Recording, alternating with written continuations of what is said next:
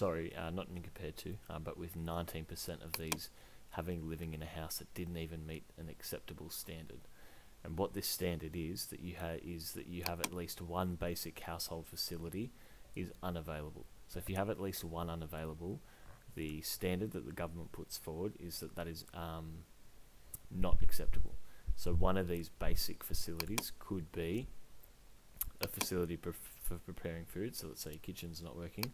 If you don't have a laundry or somewhere to wash your clothes, if you don't have somewhere to wash people and take care of hygiene, so showering, and then if you don't have sewage facilities, so a toilet. So if any one of these key, there's what, 1, 2, 3, any of those 4, I guess, amenities are out, your house is considered unacceptable to live in by the government.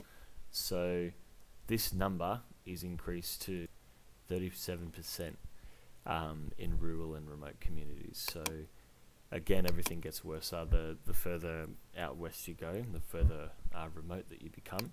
So with this 19%, so that's almost one fifth of all Aboriginal people live in a house that doesn't meet an acceptable standard, that doesn't have a kitchen, somewhere to wash clothes, somewhere to wash yourself, or a working toilet. And I don't know if you can glimpse at this photo here. A lot of housing doesn't even have that. Might have 2 areas that are out, or 3, or heaven forbid, maybe 4. But you can see that 30% are living in a dwelling with a major structural problem, and with 20% of these, or almost 20%, so almost 1/5, not meeting a basic needs.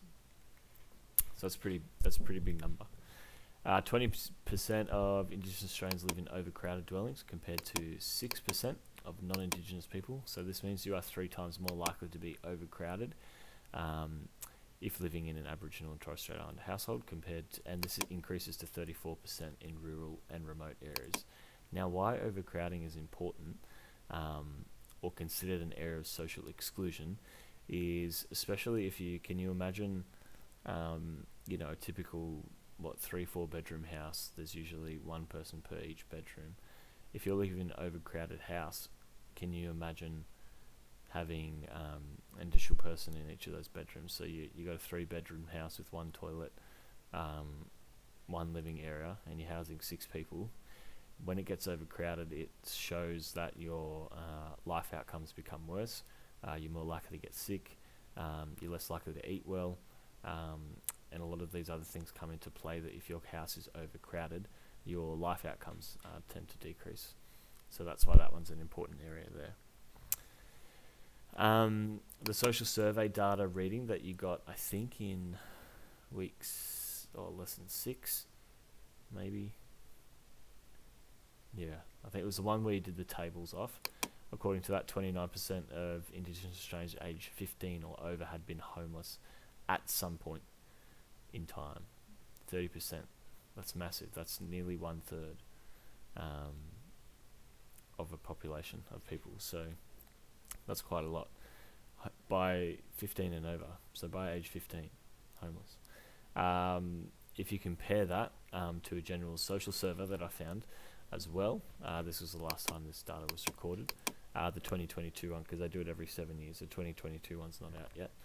But that suggests that only 13% of non-Indigenous had ever experienced homelessness. So that means you're 2 times more likely, highlighting that, 2 times more likely if you're Aboriginal Australian to experience homelessness. Now that's 1, 2, 3, 4, 5. Those 5 dot points. I don't know if you want to highlight them, maybe just the dot points, a certain colour, and then colour code somewhere that is in relation to, I guess, the physical dwelling of the house itself and the household itself. Our next 1, 2, 3, 4, 5 points are more about they're not all about money.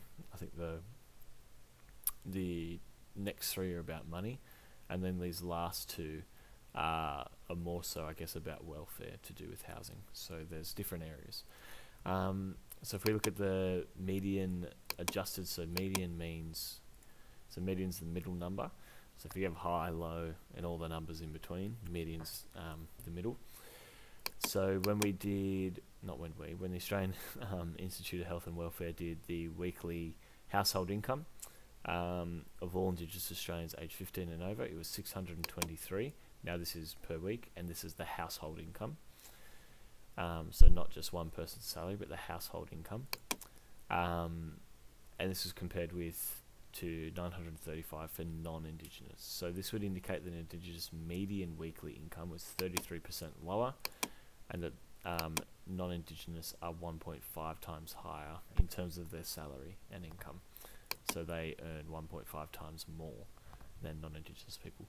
Now the thing, it doesn't sound too high here, but I think when you look into the fact that Aboriginal households are more likely to be overcrowded, which we're going to look at a bit more here, if you've got double the amount of people living in there, so let's say a non-Indigenous household might only have 3 people living in the household, bringing out together, $935, whereas this $623 is the income of double the amount of people, more than likely, and it's still lower.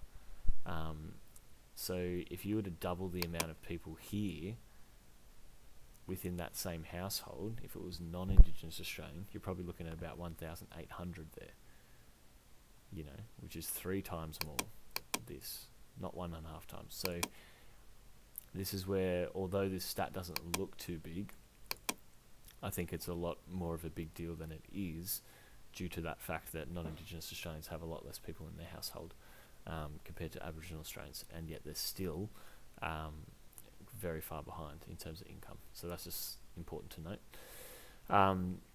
The difference in the median household income between Indigenous and non-Indigenous Australians was the highest in rural and remote areas, as you could expect, and the disparity is a lot bigger here.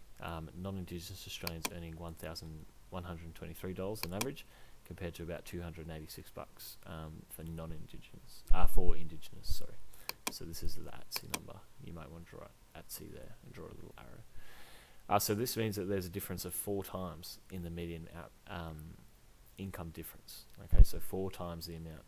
Again, you're probably looking at a similar scenario where you've got almost double the amount of people living in an Indigenous household here, and that's their income compared to that here. So if you were to double that,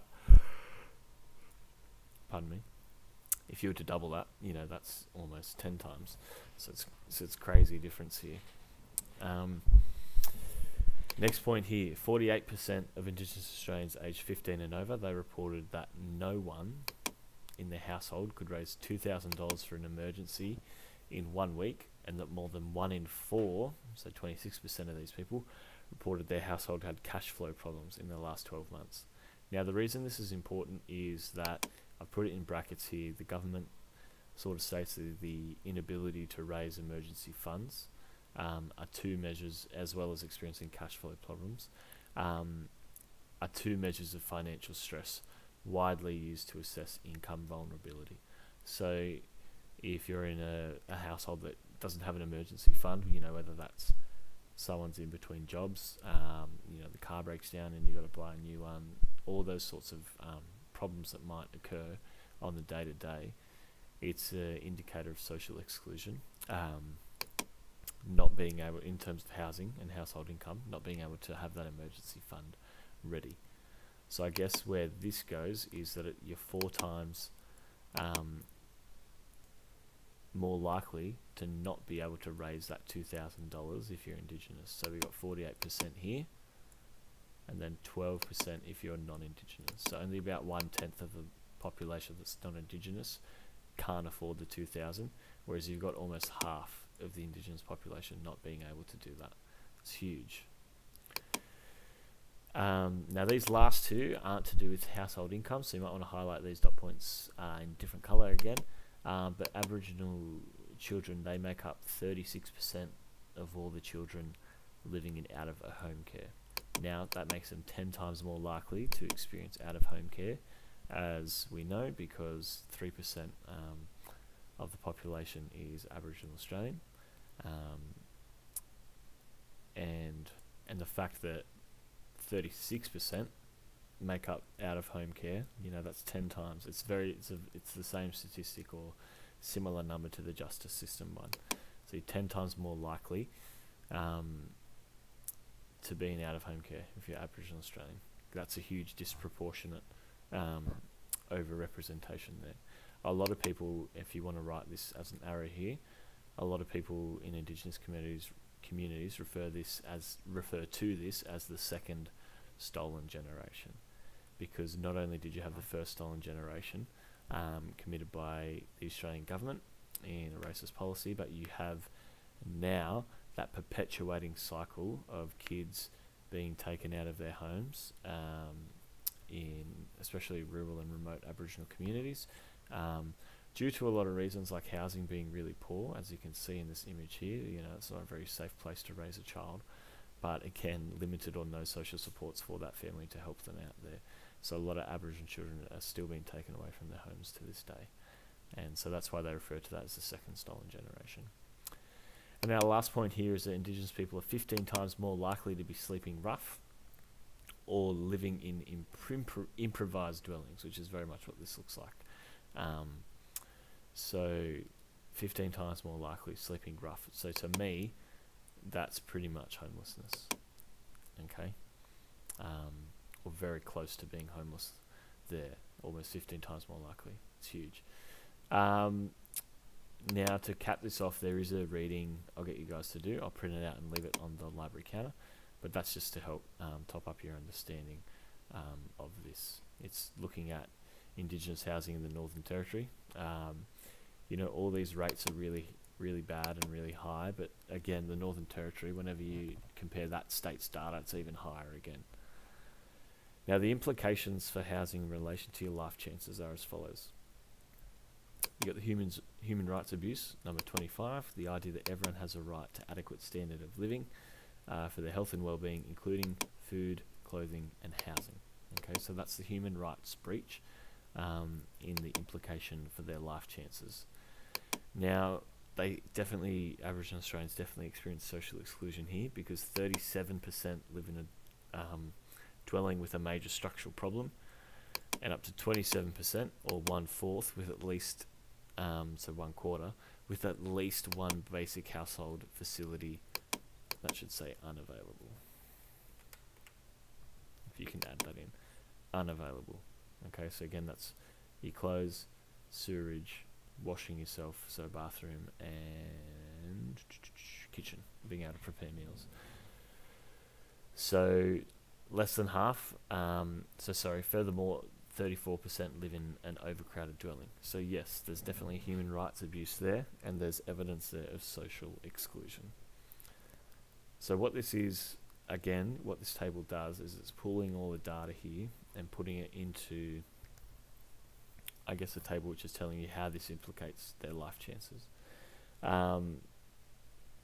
They definitely experience disproportionate social exclusion in relation to housing. Less than half own their own home, compared to 2/3 of non-Indigenous people owning a home. This naturally reduces social mobility and social status for people, as they're not homeowners. And if you're talking about investments and being able to increase the standard of living, particularly for the next generation of people, because what happens when you own a house, let's say grandparents own a house too, when they pass on, there's large inheritance left over. So you can see that over generations, the idea of home ownership can really help people out. Whereas if you're looking at, especially the Aboriginal population, again, this is where I talk about where you start and where they start as well. The gap gets bigger and bigger and bigger, because home ownership from generation to generation, whereas here you have no home ownership, and so the gap gets bigger and bigger and bigger and pulled apart in both directions. 29% have experienced homelessness, compared to 30% of non-Indigenous, so 2 times more likely to experience homelessness, and 15 times more likely to be sleeping rough, so bed to bed, couch to couch sort of thing. So again, creating further social exclusion, because that means that 1/3, or nearly 1/3 of the Aboriginal population do not have an adequate standard of living. Huge. And then the last one is looking at median household income. It's 33% lower than non-Indigenous, here, especially when you go to rural and remote areas, that then becomes 4 times less likely.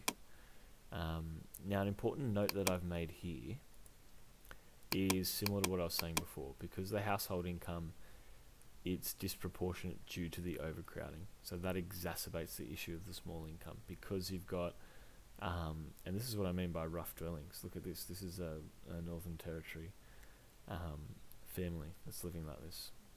It's crazy.